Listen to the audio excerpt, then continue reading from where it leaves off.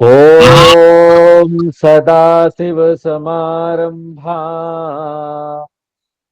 शङ्कराचार्यमध्यमाम् अस्मदाचार्यपर्यन्ताम् वन्दे गुरुपरम्पराम्। ॐ बोलो नारायण चंद्र भगवान की जय। बोलो जय। भक्त प्रहलाद जी महाराज की जय। तो भक्त प्रहलाद महान भक्त भगवान का गुरुकुल में है और गुरुकुल में अपने साथी बालकों को उपदेश दे रहे हैं। हाँ, पिताजी ने तो हर तरह से कोशिश कर ली, मरवा नहीं पाए, वापस गुरुकुल भेज दिया, जाओ तुम वहीं रहो। तो कितना सुंदर उपदेश देते हैं अपने साथी बालकों को कि भगवान का भक्ति तो हमको बहुत बचपने में शुरू कर देना चाहिए, कुमार अवस्था में ही शुरू कर देना चाहिए, क्योंकि मनुष्य का जन्म मिला है, ये महान जन्म है। मनुष्यत्व मुमुक्षुत्व महापुरुष संश्रय दुर्लभ, ऐसा जन्म दुर्लभ है। कई सारे जन्मों से अलग अलग योनियों में गुजरते हुए हम मनुष्य जन्म में आते हैं, बहुत पुण्य होता है। तो इसलिए इसका उपयोग हमको भगवान से जुड़ने में करना चाहिए। और मानसिक स्थिरता, स्वास्थ्य, मानसिक स्वास्थ्य, ये सब और किसी तरीके से प्राप्त करेंगे ना, तो आप आध्यात्मिक मार्ग में फिर आगे नहीं बढ़ पाएंगे।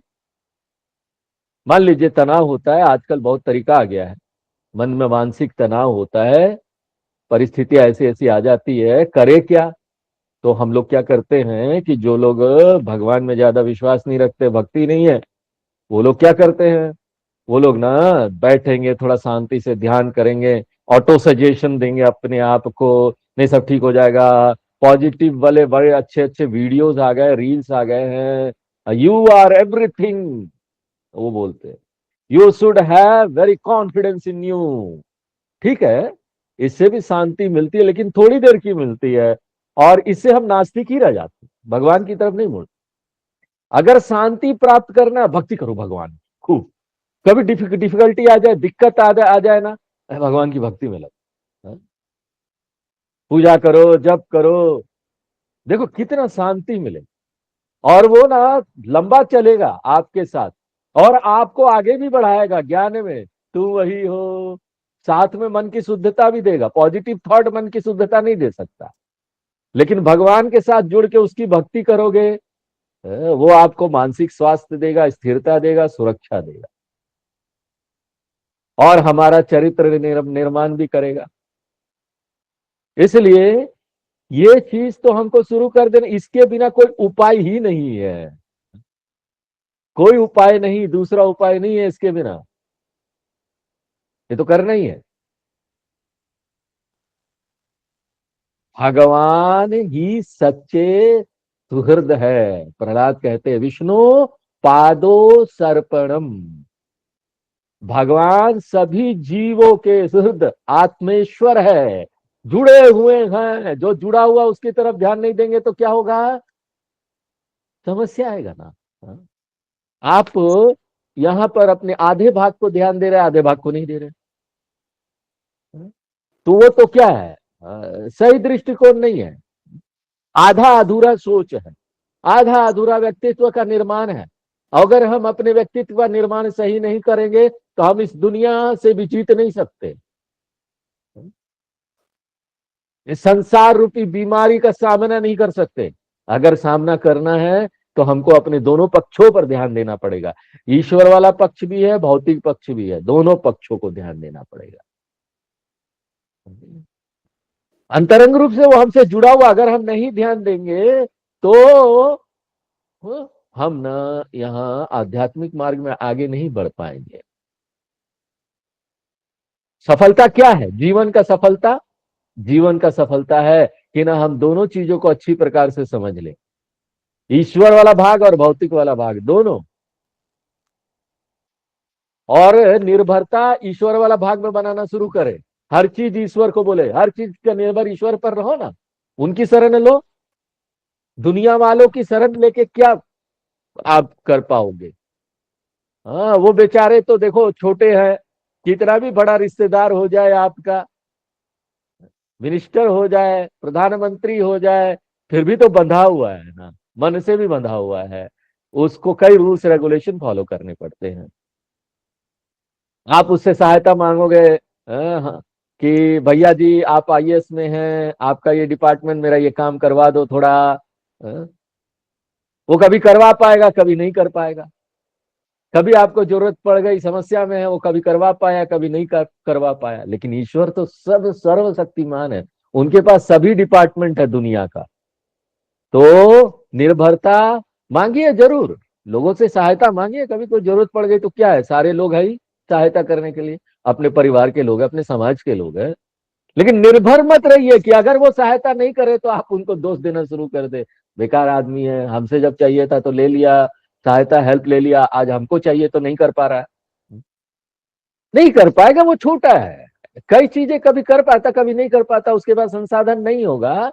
हाँ?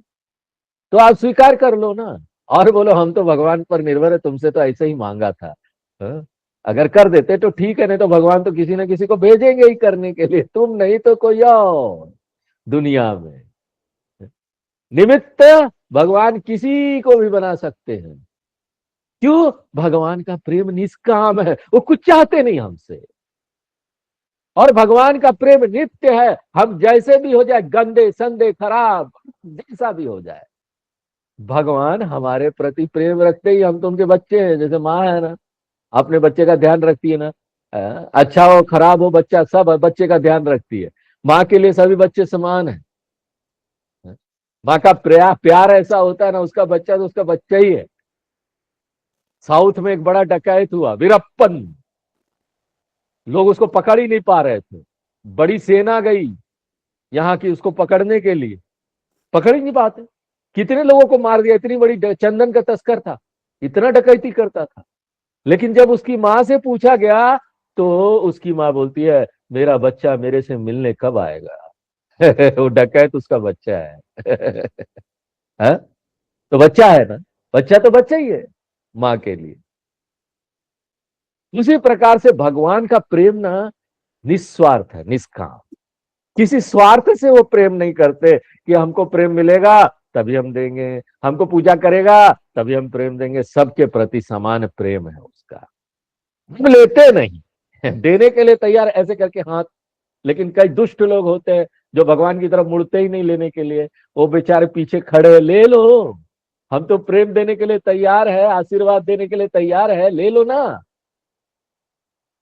अब वो बेचारा वो क्या है कि दुष्ट आदमी भगवान की तरफ ध्यान देता ही नहीं, दूसरी तरफ ध्यान देके घूमता रहता, विचरता रहता इस संसार में, ये मिल जाए वो मिल जाए। अब भगवान का प्रेम कैसा है? नित्य है, और क्या है? अविचल है। ऐसा नहीं होता कभी चला गया कभी आ गया, कभी कम हो गया कभी ज्यादा हो गया, एक समान रहता है। इसलिए अगर किसी से संबंध बनाना है ना इस संसार में, हमारे जीवन का लक्ष्य भगवत संबंध को जागृत कर दो अपने अंदर, ऐसी लौ जला दो भीतर, है, कि देवता प्रकट हो जाए। देहो देवालय प्रोक्त, जीवो देव सनातन। और क्या होगा इससे? नहीं ये स्वामी जी ये सब करके क्या होगा? कई लोग होते हैं ना बड़े आधुनिक समझते हैं अपने आप को, उनको आधुनिक तरीके से समझाना पड़ता है कि उनको आधुनिक लाभ क्या मिलेगा, तनाव से छुटकारा मिलेगा, अकेलेपन से छुटकारा मिलेगा, असुरक्षा से छुटकारा मिलेगा। इन सब का कारण क्या है? तनाव, अकेलापन, असुरक्षा, क्या कारण है? कारण ये है कि हमारी अंतरात्मा जो है ना, उसका भगवान से संबंध विच्छेद हो गया है। ईश्वर स्मरण मन को स्थिर करता है, जीवन को दिशा देता है। ये बहुत महत्वपूर्ण है। जीवन को दिशा मिलता है। ये किस लिए था, ये जीवन समझ में आता है। इसके अलावा जीवन को दिशा आपको कहीं नहीं मिलेगा। इसलिए वो लोग मूर्ख है। प्रहलाद क्या बोलते हैं, सुखम इंद्रिय खम दैत्या। इंद्रियों इंद्रियों के सुख के पीछे भागना क्या मूर्खता है। अरे इंद्रियों का सुख हर योनि में मिलता है, देह के साथ तो स्वयं ही आता है। सुख और दुख दोनों कर्मों का हम लेकर आए हैं ना। दुख को बुलाना पड़ता ना, क्या दुख को बुलाते हैं हम लोग, आ जाओ दुख, कम दुख, अपने समय पर आता है। वैसे ही सुख भी अपने समय पर आ जाता है। सुख के लिए क्या सोचना, आएगा ही आएगा। हर परिस्थिति, हर समय परिस्थिति एक जैसा रहता नहीं, परिस्थिति अनित्य है। हाँ? आने जाने आगमा पाइना है ये। अच्छा परिस्थिति है वो भी नहीं रहेगा, खराब परिस्थिति है वो भी नहीं रहेगा। आप कुछ करिए चाहे ना करिए। हाँ? तो हमको क्या है, मेहनत उधर मत करो। इतना मेहनत कर रहे हो, हम जो ये संसार को पकड़ने जाते हैं ना, आकाश में इंद्रधनुष पकड़ने की कोशिश है। हम्म? दिखाई देता है, मिलता कुछ नहीं। जो सुख हमारे कर्मों अनुसार मिलना है वो तो मिलेगा, चाहे हम साधक हो चाहे भोगी हो। अगर हमको पैसा, पद, भोग, मान ये मिलना है, मिल जाएगा। इसके पीछे जीवन नष्ट नहीं करना चाहिए। ये जीवन का लक्ष्य नहीं है। ये सब भी हम किस लिए चाहते हैं, पैसा है, पद है, भोग है, मान है, संतुष्टि के लिए चाहते हैं ना। मन खुश हो जाता है, सुखी हो जाता है। और ये मिल कहां से रहा है, वो जो सुख का स्रोत है भगवान वही तो देते हैं। तो हम खजाने को क्यों ना पकड़े, जिनके पास टोटल पैसा है, जिनके पास टोटल पद है, जिनके पास टोटल भोग है, जिनके पास टोटल मान है, कंप्लीट है वो, उनके पास टोटल है सब कुछ। अगर हमको कंप्लीट मैन बनना है तो रेमंड्स के पास नहीं जाना पड़ेगा। रेमंड का कपड़ा पहन लो तो कंप्लीट मैन हो जाओगे, नहीं। भगवान रूपी कपड़ा पहन लो तो कंप्लीट मैन हो जाओ। कंप्लीट मैन वहां से नहीं हो गए, यहां से हो गए। हाँ। उन सब से कभी हमको तृप्ति नहीं मिलेगी। अंतर मन जब तक शांत नहीं होगा ना, तब तक तृप्ति नहीं मिलेगी। इसलिए भक्ति बोला जाता है, करो ना भक्ति भगवान की, जितना कर सके करो। इसलिए प्रयास करने का इतना ज्यादा क्या है इन सब चीजों के लिए। प्रयास करना है तो भगवान से जुड़ने का प्रयास हमको हमारी साधना में जोर लाना चाहिए। धार बनाओ। हाँ, अपनी साधना का धार बनाओ, इतना धार हो, इतना कि हमारी साधना जो है ना शरीर के अंग अंग में समा जाए। जो लोग संसार में उलझे रहते हैं ना ज्यादा से ज्यादा, वो लोग भगवान के चरणों की प्राप्ति कभी नहीं कर पाते। उलझना नहीं चाहिए, जीतने दो ना। बहस भी करते हैं, बहस में उलझ जाते हैं हम लोगों के साथ में सांसारिक चीजों में।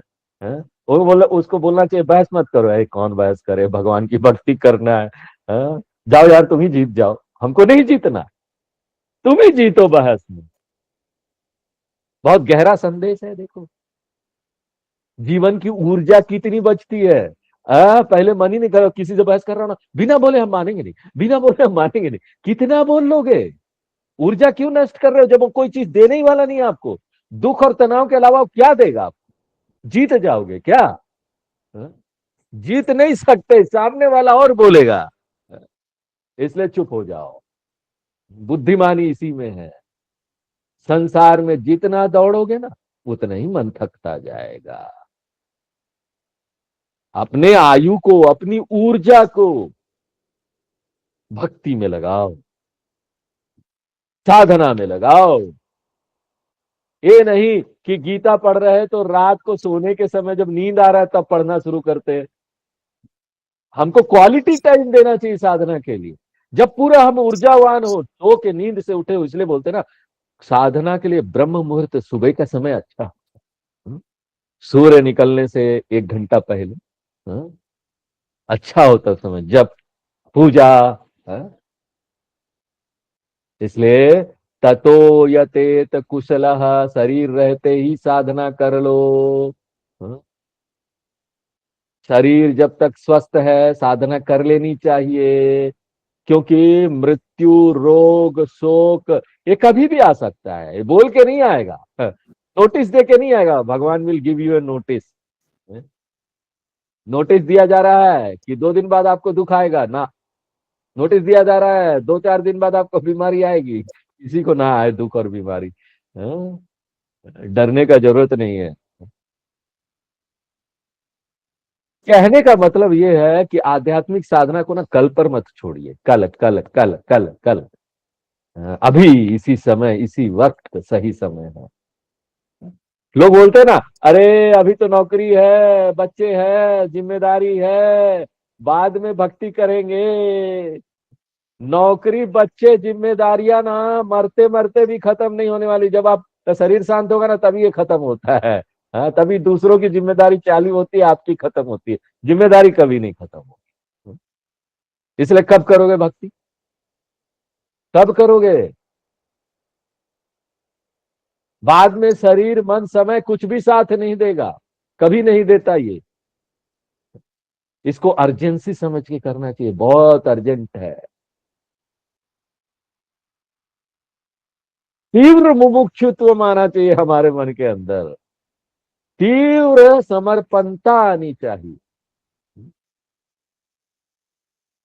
भगवान ही सच्चे सुहृद है और जीवन का लक्ष्य है। ऐसा कोई है जो ना हमको बिना कारण ही चाहता है, कुछ चाहिए नहीं उसको, इंद्रिय सुख तो मिल जाएगा, उसके पीछे क्या भागना। एक दिन देखो, प्लानिंग नहीं करके भोजन मिलता है कि नहीं मिलता है, ट्राई करते रहो। हाँ? जब तक कर्मों का तेल है ना, भगवान को भोजन लाके रखना ही पड़ेगा आपके सामने। ये समय अनिश्चित है, कल क्या होगा पता नहीं। हाँ? कर लो।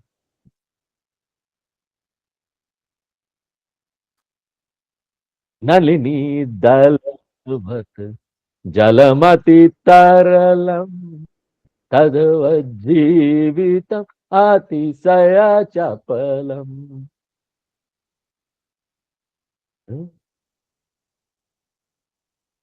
जीवन का उद्देश्य कुछ पाना नहीं, बल्कि अपने भीतर उस भगवान को पहचानना है। वही हमको शाश्वत सुरक्षा, शांति, वही हमारे आत्मा को तृप्त करेगा। इसलिए give your maximum time to bhakti, और प्रयास और अच्छे और क्वालिटी टाइम देना चाहिए।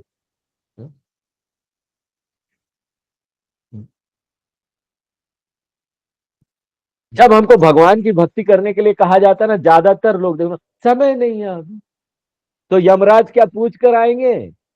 यमराज बोलेंगे चलो तुम्हारे पास समय नहीं है, वो बोलेंगे मेरे पास फुर्सत ही फुर्सत है तुमको ले जाने के लिए।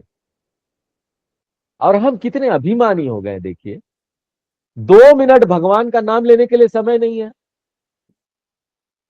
कहते हैं प्रतीक्षा करना, जब बच्चे की शादी हो जाएगी तब मैं भक्ति करूंगा। ऐसा जैसे काल की प्रतीक्षा करते हैं, वो प्रतीक्षा ही करते रह जाएंगे ऐसे लोग।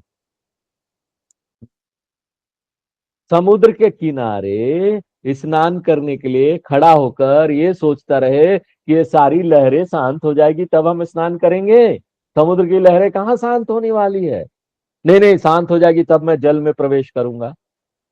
ऐसा क्षण कभी नहीं आने वाला। काल की प्रतीक्षा करते रह जाओगे और फिर बाद में कहोगे, अरे इतने बड़े भगवान को प्रसन्न करना तो बड़ा कठिन काम है, मैं कैसे करूं, कठिन लगने लगेगा। पहले आना जब बूढ़े हो गए, नहीं हो पा रहा है। हाँ? भगवान को प्रसन्न करना कोई कठिन बात नहीं है। ये कठिन क्यों है मालूम? हाँ? क्योंकि अभी हमने सही दृष्टिकोण नहीं रखा है, उस लक्ष्य को देखा नहीं कि वो हमको क्या दे सकता है। ये कठिन नहीं है, क्योंकि ना ये हम सब की आत्मा है, नित्य हमको प्राप्त है।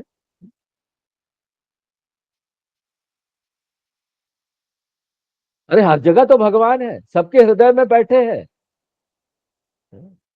इसलिए देखो हम लोग ना सबके साथ दया कर लेते हैं, हमको ये पता है, सबके साथ प्यार कर लेते हैं। अपने मन में असुर भाव का त्याग भी हम इससे कर सकते हैं, अगर ये बात जान जाएंगे कि सबके भीतर वही भगवान है, हमारे भीतर भी वही है। और प्रहलाद जी बोलते ये ज्ञान जो मैं तुमको बता रहा हूं ना, ये मुझे नारद मुनि से प्राप्त हुआ, नारद मुनि से प्राप्त हुआ। सुनकर ना दूसरे जो बालक लोग थे उनको बड़ा आश्चर्य हुआ। वे बोले प्रहलाद ये बात समझ में आती नहीं आती है, हम सब तो साथ साथ पढ़ रहे हैं और तुम्हारी आयु और हमारी आयु एक बराबर है। गुरु पुत्र संडामर्क के अतिरिक्त और किसी गुरु को हम जानते नहीं। तुमको नारद जी कब मिले, कहाँ मिले, नारद जी ने से तुमको ये ज्ञान कब प्राप्त हुआ? तब प्रहलाद ने अपनी सारी कथा बताई। नारद जी ने प्रहलाद को गर्भ में ही ज्ञान दिया था, क्योंकि वो उसकी माता को ले गए थे ना अपने साथ, जब इंद्र ले जा रहा था उसको मारने के लिए। हाँ, तब नारद जी ले गए थे उसकी माता को, रहने दो, इसके गर्भ में भगवान का बच्चा पल रहा है, हम उसकी देखभाल कर लेंगे, तुम जाओ यहां से। बच्चा गर्भ में भी ज्ञान प्राप्त कर सकता है। तो कोई एक महिला हमसे पूछ रही थी कि ना हम बच्चों को संस्कार देना कब प्रारंभ करें, तो देखो इसका उत्तर यही है कि बच्चा गर्भ में आए इसके पूर्व ही प्रारंभ कर। यानी कि पहले तुम तो संस्कारित बनो, दूसरों को हम शुरू कर देते हैं देना। अरे पहले हम तो जान ले, पहले हम तो समझ ले, पहले हम तो अपने जीवन को ऐसा कर ले। गर्भावस्था में प्रहलाद को ज्ञान मिल गया था, जब वो मां के पेट में।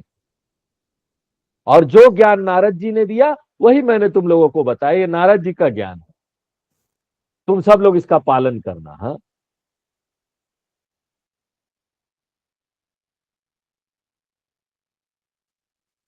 तो गर्भावस्था में भी ना क्या, जब ऐसी अवस्था चल रही होती ना, ज्यादा से ज्यादा भगवान का नाम लेना चाहिए। जितना ज्यादा भगवान का नाम लेंगे, बच्चा जो पेट में होगा ना वो भी भगवान की तरफ मुड़ेगा और उसका जीवन भी अच्छा होगा। पॉजिटिव थॉट रखो, डॉक्टर लोग बोलते हैं जब जाते हैं ना, एक जो गर्भावस्था में स्त्री होती है जो डॉक्टर के पास जाती है, वो उसको बोलते हैं पॉजिटिव थॉट रखो। अच्छी बात है पॉजिटिव थॉट रखना, उससे भी अच्छा भगवान का थॉट रखो, और ज्यादा अच्छा होगा। मंत्र का पाठ करो, गीता का पाठ करो, ऐसे समय में ये सब दवा का काम करती है।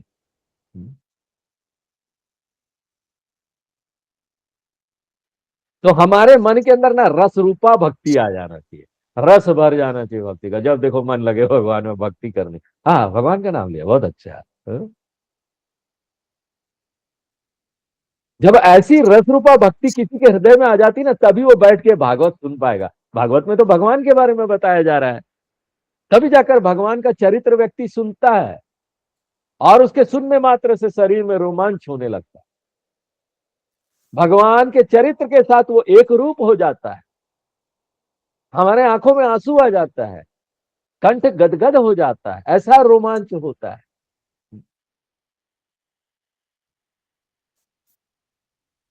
और जब ऐसी स्थिति आती है ना, तो मनुष्य साधना में आगे बढ़ता है, मुक्ति की ओर आगे बढ़ता है, अंतकरण उसका शुद्ध करता है।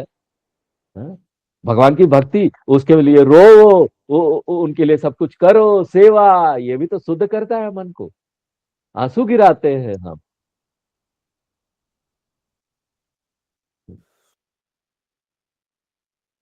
जिसका हृदय पत्थर जैसा है ना, वो भी पिघल जाता है भगवान का चरित्र और नाम सुनकर, उसके आंखों में भी आंसू आते हैं।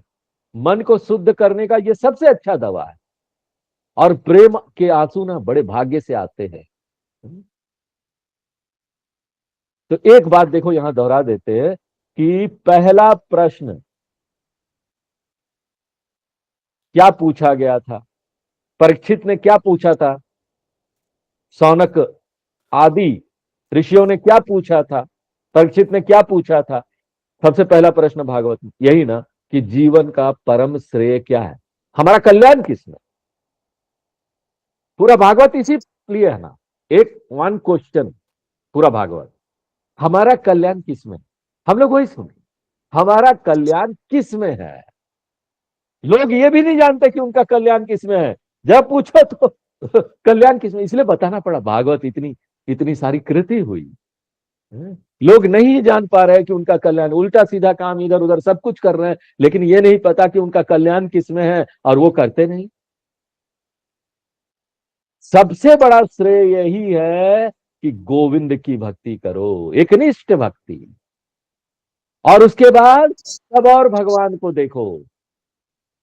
ऐसा नहीं कि मेरे हृदय में भगवान बैठा है, दूसरे के हृदय में शैतान, देखो कितना शैतान है, पड़ोसी बड़ा शैतान है, उसके हृदय में भगवान नहीं है, मेरे हृदय में भगवान है। हाँ? ये भक्ति का लक्षण नहीं है।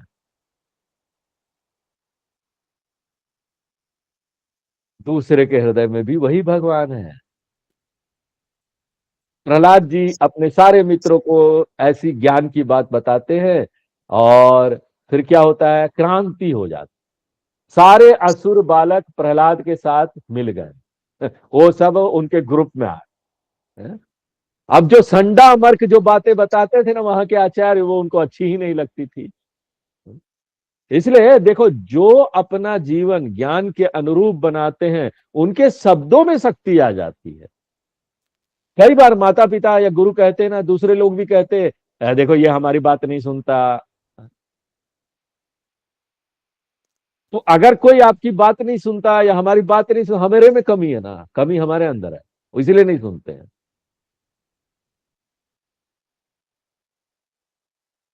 आप जब तब सुना रहे ना जब कोई सुनना नहीं चाहता, जब कोई सुनना नहीं चाहता तब सुनाए, तो इसका कोई प्रभाव नहीं पड़ता। या फिर वो सुनना तो चाहता है लेकिन हमारे आचरण में वो बात नहीं आई। दोनों तरफ से ये बात होनी चाहिए, सामने वाला ना तैयार होना चाहिए सुनने के लिए आपको। ज्यादातर लोग सुनने के लिए तैयार नहीं होते। देखो, सुनना, श्रवण हमारे शास्त्रों में बड़ा महत्वपूर्ण चीज बताया गया भाई साहब। श्रवण जीवन बदल देता है, और श्रवण में आना ही कठिन है। कितना विनम्रता चाहिए ना, किसी ज्ञान का श्रवण करना है, किसी को गुरु बनाना, कितना विनम्रता चाहिए। हाँ? इतना लोग अहंकारी होते हैं ना, वो दूसरों को तो समझ ही नहीं, हमको सब ज्ञान है बोलेंगे, आएंगे नहीं, सुनने के लिए नहीं आएंगे। कान देना बहुत महान बात है। भगवत कथा को कान देना, ज्ञान को कान देना, समझो आप ना कुछ गिने चुने मनुष्यों में आ गए हैं, महान मनुष्यों में, बहुत महान मनुष्यों में। तो ये सुनते सुनते हमारे आचरण में ये बात आ जानी चाहिए। प्रहलाद ने ज्ञान सुना, उसके आचरण में ये बात आ गई, इसलिए जब वो बोलता था तो सब लोग सुनते थे ना, और सब लोग बदलते भी। और जब सारे असुर बालक प्रहलाद के ग्रुप में आ गए, तो हिरण्यकश्यप को डर लगने लगा। अपने को बड़ा शक्तिशाली समझता था, लेकिन एक बच्चे से डरने लगा। आध्यात्मिक की शक्ति यही है, जब हमारे अंदर आध्यात्मिक शक्ति आ जाती है ना, तो हम कितने भी छोटे हों, छोटा सा बालक ध्रुव, छोटा सा बालक प्रहलाद, प्रहलाद सबसे प्रिय है, इसलिए भागवतों में प्रहलाद का नाम सबसे पहले आता है। जितने भी भागवत भक्त लोग हैं ना, वो लोग प्रहलाद का नाम पहले लेंगे। प्रहलाद, नारद, पुंडरिक, इस प्रकार से नाम लेंगे। जैसे सीता राम बोलते हैं ना, राम सीता नहीं बोलते, सीता राम, सीता जी का नाम पहले लेते हैं। उसी प्रकार भक्त में जब भक्ति वाली बात आती है ना, तो प्रहलाद का नाम पहले लेते हैं। और हिरण्यकश्यप को जब पता लगा कि सारे असुर बालक प्रहलाद के पक्ष में हो गए हैं, तो उसने प्रहलाद को बुलाया और क्रोधित होकर कहने लगा, तू बड़ी अभिमानी हो गया है, दुर्विनीत हो गया है, मूढ़ हो गया है, आज मैं तुमको यमालय भेज कर रहूंगा प्रहलाद। मेरा नाम सुनकर तीनों लोग थर थर कांपते हैं। हाँ? और तू किसके बल से, इतना छोटा सा बालक किसके बल से निडर हो रहा है, मेरे सामने खड़ा है। देखो, इतने बड़े राक्षस के सामने प्रहलाद निडर होकर खड़ा हो जाता। क्यों? उसके पीछे शक्ति भगवान की थी। ऐसा शक्ति ले लेना चाहिए हमको, कोई काम करना हो ना, हम भगवान के लिए कर रहे हैं, शक्ति मिल जाती है बहुत ज्यादा। हमारे प्रधानमंत्री भी कहीं जाते हैं ना तो वो क्या बोलते हैं, मैं ये सब जो कर रहा हूं अपनी शक्ति से नहीं कर रहा हूं, मेरे पीछे जो 140 करोड़ मेरे भारतवासी है उनकी शक्ति से कर रहा हूं, अपने पीछे लगा लेते हैं। हाँ, कोई कुछ नहीं बिगाड़ पाता। अमेरिका भी उनके ऊपर दबाव नहीं डाल पाता। हाँ, अमेरिका भी टैरिफ उरिफ लगाएगा, दबाव नहीं डाल पाता। क्यों? अमेरिका को बोल देते तो मैं अपने लोगों के लिए कर रहा हूं, तुम गरीबों को मारोगे क्या? यहाँ पर गरीब लोग है, तेल खरीदूंगा नहीं रसिया से तो पैसा बढ़ जाएगा, और ये गरीब लोग बेचारे मर जाएंगे। अमेरिका को भी मानना पड़ता है। हाँ, ये तो अपने लोगों के लिए कर रहा है। हाँ? तो ऐसी शक्ति ले लेना चाहिए हमको। अगर हम सोचेंगे हम ही कर रहे हैं, हमारी शक्ति है, तो ज्यादा शक्ति नहीं मिलेगी, लड़ नहीं पाएंगे सामने वाले लोगों के साथ, सामने वाले संसार के साथ, सामने वाली परिस्थिति के साथ। कठोर कठिन परिस्थिति तो कभी भी आ सकती है ना, उस परिस्थिति के साथ नहीं लड़ पाएंगे। तो प्रहलाद क्या जवाब देता अपने पिता को, राक्षस पिता को, असुर पिता को, कहता राजन आप पूछते किसके बल से मैं यहां खड़ा हूं? है? अरे क्या दुनिया में बल के, शक्ति के स्रोत क्या अलग अलग है? है? क्या कोई इस शक्ति से तो कोई किसी और शक्ति से जी रहा है क्या? अरे जिस बल से आप तीनों लोगों को डरा रहे हो ना, वो उसी का बल है पिताजी, मान जाओ समझ लो। आप सोचते हैं मेरे पास शक्ति है, इतना भी मानी मैं डरा रहा हूं। अरे राजन, केवल मेरा ही नहीं, आपका बल, औरों का बल, माया का बल, देवी देवताओं का बल, ब्रह्मा का बल, विष्णु का बल, महेश आदि जो ब्रह्मांड का काम कर रहे हैं, उन सब का बल इसी ईश्वर से प्राप्त है। स ईश्वर, वो ईश्वर ही सर्वशक्तिमान। शक्ति का वही एकमात्र स्रोत है, और दूसरा कोई स्रोत नहीं है शक्ति का। वेदांत में इसी को हम लोग जाएंगे आगे जाकर, और ज्यादा गूढ़ वेदांत में जाएंगे, बोलोगे चेतना। चेतना से सब कुछ हो रहा है, वही चेतना है जो हमको शक्ति देती है, तो बाकी सब जड़ है। वही बल आप में है, वही बल मेरे भीतर है, उसी एक परमात्मा का बल हम सबके भीतर है पिताजी। आप अपना ये राक्षसीपन छोड़ दो, अपने पिताजी को समझाता है, आप अपना ये आसुरीपन छोड़ दो। हाँ? उसको समझो, उसी ने आपको ये शक्ति दी है, कभी भी नष्ट कर सकता है। समर्पित कर दीजिए, अभी भी समय है, समर्पित कर दीजिए। ये सारी इंद्रियां हमको लूट कर ले जाएगी, आप उनके वश में ना होइए पिताजी। देखो हिरण्यकश्यपु ने कौन सा भोग नहीं भोगा था, लेकिन उसको कभी शांति नहीं मिली। राजा था ना, शांति कहाँ मिली? हर समय डरता रहता था, अपने बेटे से ही डर रहा था, ये मर नहीं रहा, मैं क्या करूं? हाँ? भगवान का यश चारों तरफ फैल जाएगा, अतृप्त रहता था, संतुष्टि थी ही नहीं। हाँ? तो देखो, इतना धन, इतना राजापन, संतुष्टि दिया? इतना असुरपन, शक्तिशाली था, संतुष्टि दिया? नहीं। प्रहलाद बोलते ये इंद्रियां जो ना खतरनाक है, ये आपको कभी शांति देगी नहीं, इसलिए भगवान की शरण में आइए, वही शांति मिलेगी। हाँ? अब हिरण्यकश्यप को गुस्सा आया, वो बोलता है अब मुझे विश्वास हो गया है कि तू मरना चाहता है। बोलते ना विनाश काले विपरीत बुद्धि, जब विनाश का समय आता है ना, बुद्धि विपरीत हो जाती है। अब तो सीमा पार कर रहा है, मर्यादा का अतिक्रमण कर रहा है, इतना छोटा मुंह इतनी बड़ी बात करता है, मेरा पुत्र होकर मुझे ही उपदेश देता है। अंतकाल में तेरी बुद्धि, उल्टा बोल रहा है उसको, अंतकाल में तेरी बुद्धि विपरीत होने वाली, जबकि बुद्धि इसकी विपरीत हो गई थी, इसका अंतकाल आया था। तूने अभी जिस ईश्वर की बात की है, वो ईश्वर तो मैं ही हूं, मेरे अलावा यहाँ कौन ईश्वर है? किधर है बताओ? यदि सर्वत्र है तो ये स्तंभ में क्यों नहीं दिखता? यदि तुम्हारी बात सत्य है तो इस स्तंभ को मैं अभी तोड़ता हूं और देखता हूं कि तेरा वो भगवान कहां है। और ऐसा दुर्वचन कहता हुआ क्रोधित होकर हिरण्यकश्यप उस स्तंभ को तोड़ने के लिए जाता है। और देखो बिल्कुल उचित समय है, साया काल का समय, खंबे के अंदर भगवान है। हिरण्यकश्यपु एक हाथ में तलवार लेकर खंबे की ओर दौड़ पाता है, खंबे पर एक मुष्टिका से प्रहार करता है।